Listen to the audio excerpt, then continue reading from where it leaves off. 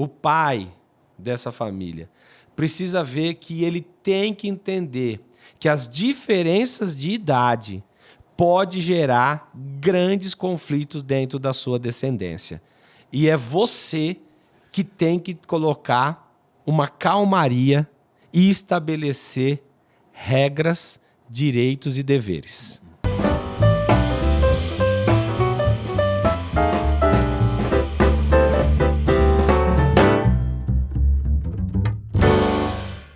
A graça e a paz, meus queridos, estamos aqui para iniciar a gravação de mais um podcast Estação Família. Este podcast que tem trazido muita clareza, muita simplicidade na palavra de Deus e tem te ajudado com você nos seus problemas do dia a dia. Aquilo que talvez você está passando e você quer um norte, alguma coisa, Deus tem trazido palavras reveladoras para você. Nós temos recebido um retorno muito agradável, muito sincero das pessoas, o quão bom está sendo para ele. Mais uma vez estou aqui, sou o pastor Cristiano Paziani, empresário, empreendedor, casado, pai de 4 filhos. E aqui comigo mais uma vez, um amigo, Daniel Brunet, uma honra recebê-lo aqui mais uma vez. Obrigado pelo convite, é sempre bom estar aqui falando desse assunto tão importante. Daniel, chegou alguma pergunta? O que é que nós vamos falar hoje? Não para de chegar, né? Esse assunto família mexe com as pessoas. E a gente sabe que família é um porto seguro para muitas pessoas e é isso que a gente defende. Só que tem muitas pessoas que não se dão bem dentro de casa. Que não gosta do pai, que briga com a mãe, que tem rivalidade com o irmão, com a irmã, que não suporta ver um cunhado. E a pergunta de hoje é, quando sua família te faz mal, o que fazer? Olha que difícil, e eu tenho certeza que isso acontece, né, numa grande parte das famílias, e eu tenho certeza que você que está aí assistindo esse podcast, em algo vai te tocar, né? Então, preste muita atenção, abra seu coração, que eu tenho certeza que Deus vai falar com você. Olha, quando a gente fala em família, né, fala em, vamos dizer assim, uma família patriarcal, né, uma família de muitos membros, com certeza muitas coisas ali podem acontecer. Então, para responder essa pergunta, nós vamos nos remeter a um texto de Gênesis 37, no versículo 2, Daniel. Ele vai dizer o seguinte: esta é a história de Jacó, quando José tinha 17 anos. Então entenda que Jacó era o pai, mas a história dele é contada através dos filhos. Então hoje é uma mensagem muito importante aos pais. É você que vai dar o equilíbrio, porque a sua história ela não vai ser escrita pelos seus feitos, pelas suas realizações, mas a sua história ela vai ser escrita pela sua sucessão. O sucesso significa suceder. Então entenda que você pode ter grandes realizações no mundo corporativismo, no mundo financeiro, até no seu ministério, mas a sua história, Deus aqui nos dá uma direção, que ela vai ser escrita através dos seus filhos. Então, aqui já começa uma direção. A minha família me persegue. Quem vai dar equilíbrio para isso? É a figura paterna. Ok? Mas o que pode estar gerando, Daniel, essa perseguição? Ok? Porque olha que ele fala assim, ó, quando José tinha 17 anos, apacentava os rebanhos com seus irmãos, sendo ainda jovem. Então entenda que um dos fatores que pode acontecer de perseguição é as diferenças de idade.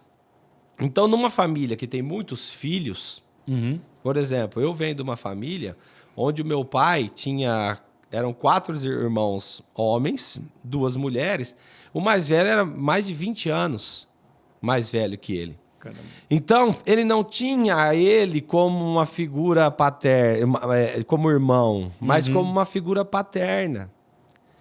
E esse contraste de idade pode gerar um certo desrespeito. Porque o mais velho vai sempre ver o mais novo como uma criança, como se ele tivesse um direito maior por ser mais velho. Então, aonde que nós temos que chamar a atenção aqui? O pai dessa família precisa ver que ele tem que entender que as diferenças de idade pode gerar grandes conflitos dentro da sua descendência. E é você que tem que colocar uma calmaria e estabelecer regras, direitos e deveres. Você concorda, Daniel? É, papel do pai. Agora, a gente tem um problema que é grave, eu acho, porque muitos pais não se prepararam para ser pais. Eles talvez não tiveram uma grande referência paterna, tiveram um filho e eles acabam reproduzindo os problemas. Então, chamar a responsabilidade para o pai é fundamental. Mas e quando esse pai não tem condições de guiar a casa, né? Olha, essa seria uma pergunta difícil. Seria. Mas a melhor coisa é quando a gente não sabe o que fazer. Porque Deus sempre sabe fazer o certo. Muito bom. Então, a nossa referência é Deus como pai. Porque eu tenho certeza que foi muito oportuna essa tua colocação, porque muitas pessoas ficam falando, mas eu não tive pai, eu sou órfão, eu sou mãe solteira, e agora? Nós temos uma referência de como deve ser um pai através da Bíblia. Então é esse pai que vai saber gerir. Porque ele não mandou o seu sobrinho. Deus, ele manda o seu filho, Jesus. Bom. Ele poderia ter mandado Jesus como mãe, Jesus como primo, Jesus como pai, mas ele... Como irmão. Como irmão. Ele já manda como filho para resguardar o direito dele como pai. Então, pais ou família, se você não sabe, a direção que eu quero te dar nesse dia é a sua referência como pai ao Senhor. E se você colocar a sua dependência nele, ele vai te dar entendimento para gerir as diferenças. Ok? Muito bom. O tema é quando sua família te faz mal, o que fazer. Então aqui já tem um direcionamento para o pai, que é buscar a Deus e ele vai orientar. Agora, aquela pessoa, aquele filho, aquela filha que sofre uma perseguição, que tem problema, que não quer voltar para casa, qual é a dica e o conselho que você pode dar para essa pessoa? Sempre ao Senhor. Aqui nós temos que partir do princípio que essa pessoa, ela está certa. Ou que ela está com a, vamos dizer assim, com a maior parte da razão. Porque sempre num conflito, nós temos que saber que sempre há dois lados. Nunca há um lado 100% certo. Mas toda vez que há uma perseguição, também há um agir de Deus. Na vida de José foi assim. A perseguição levou ele a viver o que Deus tinha para ele. Então, talvez para você que se sente excluído, para você que talvez não tenha cadeira na mesa da sala para jantar, talvez você que está sempre excluído das reuniões familiares, assim também tinha um menino chamado Davi. Na casa dele não tinha reverência, porque quando chega o profeta Samuel na casa dele, ele não estava lá. Mas Deus tinha uma cadeira de honra para ele. Deus tinha um reino. Então, a dica para você que está se sentindo excluído, para você que está se sentindo perseguido, aumente a sua fé em Deus e entenda que a tua luta não é contra a carne nem contra o sangue. É contra principados e contra potestades. E se você entender que Deus vai usar essa perseguição para te levar aonde Ele quer que você viva o teu propósito. Muito bom. Amém? E José, ele foi perseguido pelos irmãos, vendido. Você falou da diferença de idade, que realmente é um problema. Era uma questão na época de José, na família de José. Mas José também tinha um comportamento que destoava dos irmãos. Sim. Né? O quanto isso é problemático, é certo, é errado? Então, entenda, quando as pessoas querem te excluir, quando você é uma peça de divisão. certo? Então, aqui, se você vê, ele fala que José apacentava o rebanho junto com seus irmãos. Então, quando você, dentro de uma empresa familiar, é alguém que vai comer mais uma fatia daquilo, naturalmente, o inimigo pode colocar no coração dos outros irmãos que você não está lá para somar e para multiplicar, mas para dividir. Principalmente, por quê? Porque aqueles que chegam depois não estão contribuindo tanto quanto aqueles que estão há mais tempo. E aí que vai a maturidade do pai. Porque imagina dentro de uma empresa onde você tinha, igual meu pai, uma diferença de 20 anos. Olha 20 anos de experiência, de erros e acertos com uma pessoa que está iniciando. Então, talvez essa pessoa mais velha, ela vai se sentir no direito maior, porque aquele ainda não tem os mesmos resultados. Então, é nesse ponto que nós temos que ter. Se você não tem uma figura paterna que consegue dar equilíbrio a isso, você tem uma figura paterna espiritual que vai te ajudar a caminhar até que as coisas se equilibrem. Então, tem coisas, Daniel, que a Bíblia vem dizer assim, que José trazia má notícias dos seus irmãos ao pai. Então, olha só, José tinha um caráter diferente. Então, tem coisa que você não precisa se esforçar para as pessoas te perseguir. Às vezes, só de você fazer o certo aos olhos de Deus, já traz má notícia das pessoas ao pai. E isso vai trazer perseguição. Hoje em dia, para você arrumar confusão com alguém, basta você dar a sua opinião. Que aí alguém que pensa de forma diferente já vai se contrapor a você. Sendo luz, seguindo a Deus, vai criar muito mais confusão, né? Porque esse mundo jaz do maligno. Com certeza. Se você for certo diante de Deus, muitos homens vão se voltar contra você. É o caso de José. É o caso de José. E aquilo que antigamente era uma coisa frequente e hoje também está se tornando uma coisa frequente, são as multifamílias. Então, olha, a Bíblia dizia assim, sendo ainda jovem, acompanhava os filhos de Bila, os filhos de Zilpa, mulheres de seu pai, e trazia más notícias deles a seu pai.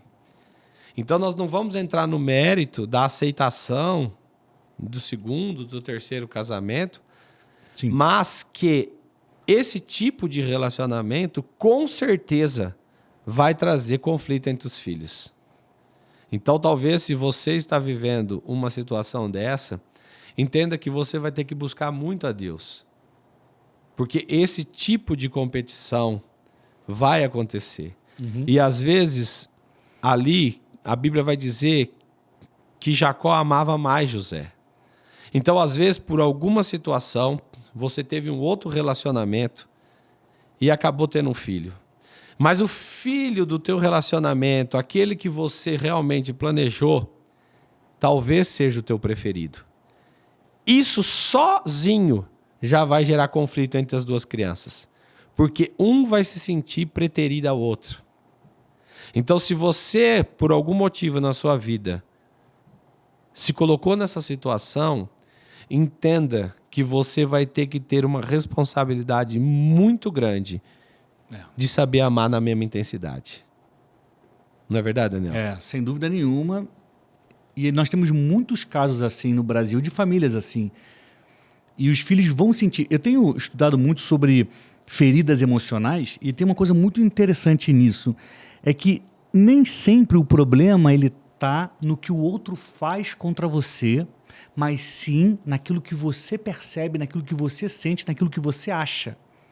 Então, às vezes, o pai pode até se esforçar para fazer de tudo para o filho, para a filha, que são de casamentos diferentes. Mas um pode achar que o pai não fez o suficiente, que a mãe não fez o suficiente, e aí ele vai se ferir.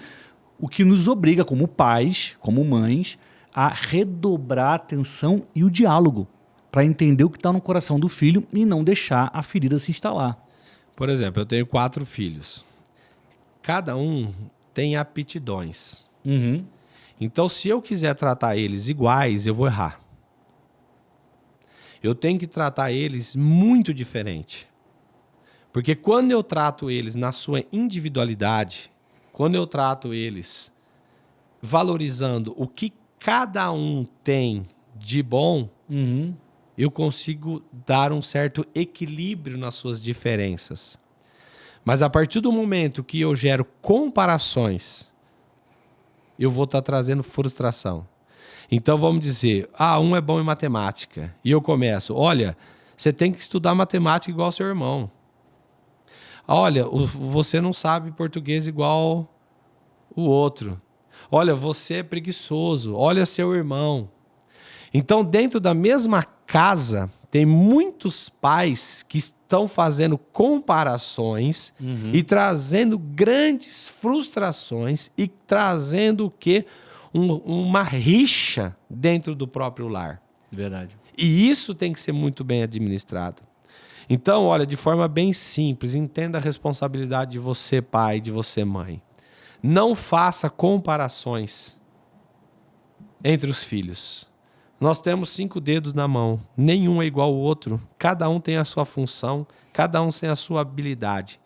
Então, mas os filhos são diferentes? Sim. Mas naquilo que teu filho tem deficiência, corrija ele no secreto. Faça ele crescer naquilo. Não coloque o irmão dele como uma referência. A referência nossa tem que ser Cristo. E olha só o que ele segue dizendo aqui no 37:3. Ora, Israel, Jacó, amava mais José do que todos os seus outros filhos. E eu queria trazer um ponto também aqui. É que Jacó, ele dá para José um manto especial. E o texto bíblico deixa claro que isso causa uma rusga na relação dos irmãos.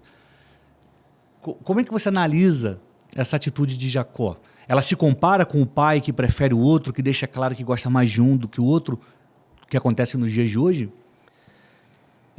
Tem muitas coisas que, quando elas são apenas na sua percepção, ela tem um peso. Mas quando elas se materializam, elas têm outro peso. Verdade. Então, quando você lê assim, Jacó amava mais a José, vai de uma percepção de um sentimento. Mas quando ele materializa através da túnica, temos a assinatura da preferência. Então, e aqui nós temos que ter a sabedoria, e nós vamos comentar sobre 2 coisas.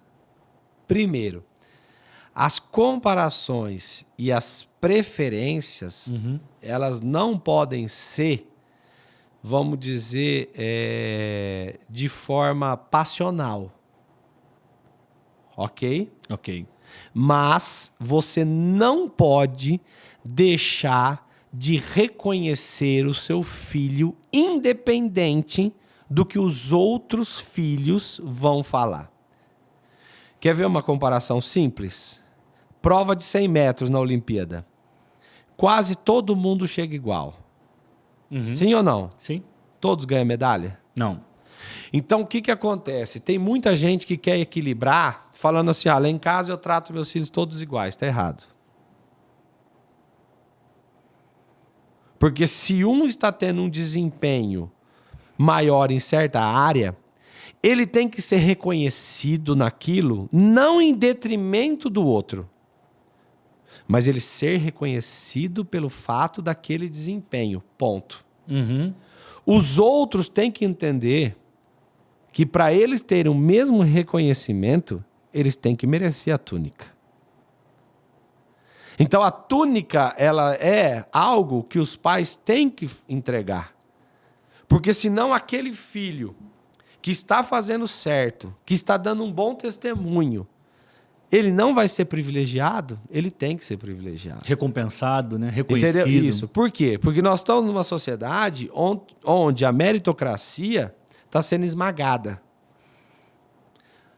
Num certo comportamento de colocar todos dentro do mesmo balaio.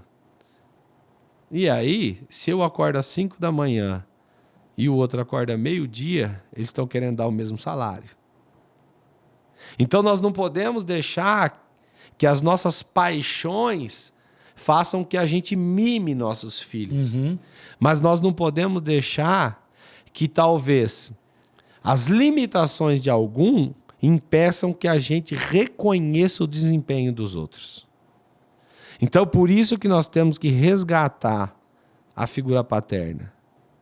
Pai é aquele que vai querer o quê? Contar a tua história através dos seus filhos. Pai é aquele que vai saber que na imaturidade do filho, ele vai saber administrar as diferenças.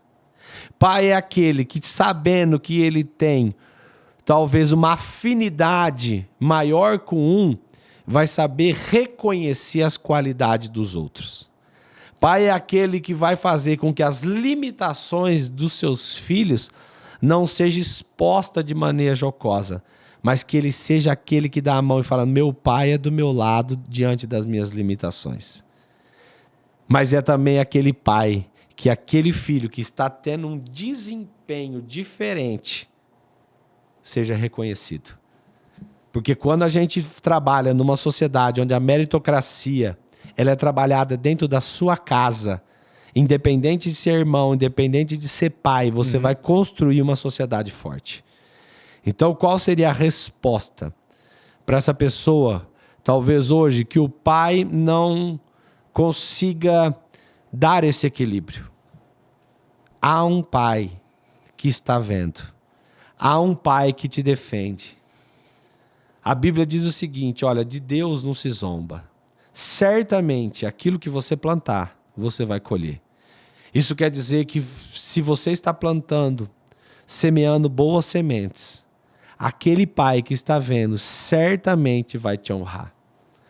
E eu vou te dar a maior dica que você pode ter na sua vida, que é o que José fez. Ele vai dizer que, no 5, José teve um sonho. Então, a melhor forma de você sair dessa situação é você sonhar uma realidade que você gostaria de ter. Bom. E entregar essa realidade, esse sonho para Deus. Senhor, eu queria estar num ambiente onde eu sou reconhecido. Eu queria estar num ambiente onde os meus atos são valorizados. Eu quero estar num ambiente de amor. Então, ouse sonhar. Porque quando você sonha com os princípios certos, com os princípios de Deus... José foi jogado numa cisterna. José foi caluniado, acusado de adultério, preso injustamente. Ajudou pessoas a construir sonhos. Foi esquecido quando realizou sonhos para os outros. Mas um dia foi colocado um anel de governo no dedo dele. Então entenda que qualquer perseguição que possa haver na tua vida, se você entender que você é filho de Deus, e para isso você tem que aceitar Jesus como seu único e suficiente Salvador, porque é Ele que nos conecta com o Pai. Amém. Você vai começar a sonhar. E talvez a caminhada para esse sonho não seja tão simples. Às vezes seja uma caminhada solitária. Mas um dia, aquele sonho colocarão aqueles familiares diante de ti e um anel de governo vai estar sob o seu dedo. Muito bom. Sonhar. Eu lembrei de um versículo que está em Salmos que diz: deleita-te no Senhor e Ele realizará os sonhos do teu coração, os desejos do teu coração. É preciso estar alinhado com a fonte de vida, que é Deus, e sonhar. Não adianta você não sonhar. Deus vai realizar o que se você não sonha? José, ele tinha sonhos dormindo, mas nós podemos também sonhar acordado, planejar, projetar o futuro. Se ele estiver de acordo com Deus e a gente estiver se deleitando no Pai, ele vai realizar. Essa é a promessa que a gente tem que se agarrar, né? E tem tudo a ver com o que você falou. Acho que a gente poderia encerrar com esse salmo, que é o Salmo 37. E ele deixa lá, ele fala assim, ó: espera, deleita e confia. Então, a espera é algo que o ser humano naturalmente ele não gosta. E quando a Bíblia diz para você esperar, ela também te dá uma direção de como esperar. Uhum. É esperar se deleitando. Porque às vezes a gente espera se torturando, Reclamando. murmurando, reclamando, praguejando, acusando. Então ele fala, olha, espera, mas deleita. E ele fala assim, confia. Então não adianta você esperar sem confiar. É isso aí. Porque o que é esperança? Esperança é esperar com confiança. Então você que está nos ouvindo, não perca a esperança. Talvez você pode se sentir sozinho, você pode se sentir preterido, você pode imaginar que talvez nunca ninguém vai colocar uma túnica sobre você. Mas há alguém que te projetou. Você não é a obra do acaso. Há um pai que te vê e ele está te esperando. E seus sonhos vão acontecer se eles estiverem de acordo com a vontade do Senhor. Deus te abençoe. Daniel, muito obrigado Prazer pela sua estar aqui. participação. Muito obrigado pelo convite. Sempre bom falar desses assuntos que ajudam as famílias do Brasil. Então a gente se vê no próximo episódio. Não perca o podcast Estação Família. Olha, clica se você gostou, compartilha, manda para os seus familiares, para os seus amigos. Eu tenho certeza que tem uma pessoa esperando essa palavra. Ela está confiando que você vai enviar para ela e você vai ver que vai ser um deleite o testemunho dela. Fique com Deus. Amém.